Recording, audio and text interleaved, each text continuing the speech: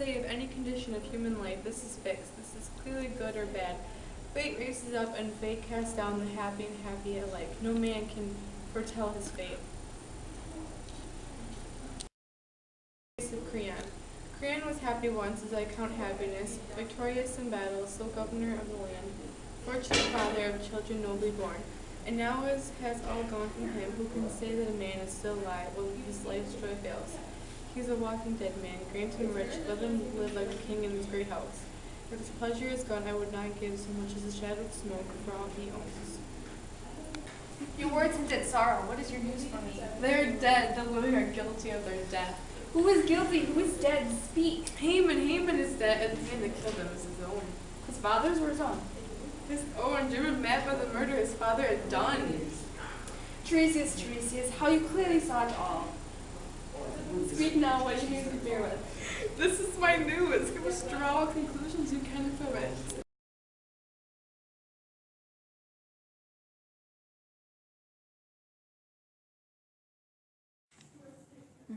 I went with King Creon to give Polynices the burial he was entitled.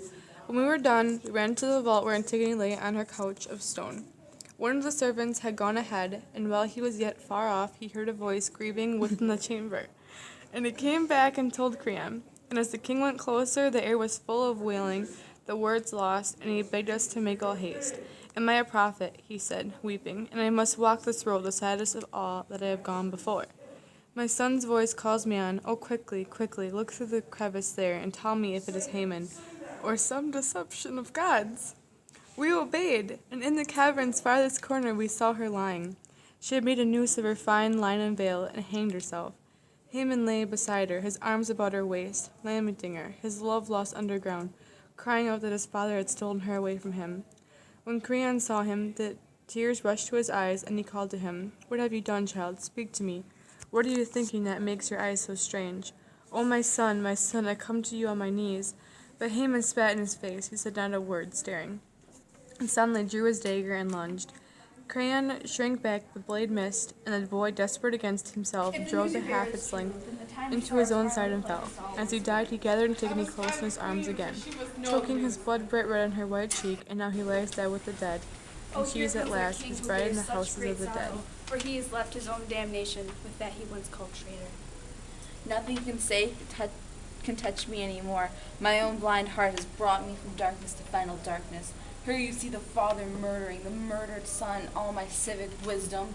Haman, my son, so young to die. I was the fool, not you, and you died for me. This is the truth, but you were later in learning it. This truth is hard to bear. Surely a god has crushed me beneath the hugest weight of heaven and driven me headlong a barbaric way to trample out the thing I held most dear, the pains that men will take to come to pain. There's no happiness where there is no wisdom but in submission to the gods. Big words are always punished, and proud men in old age learn to be wise.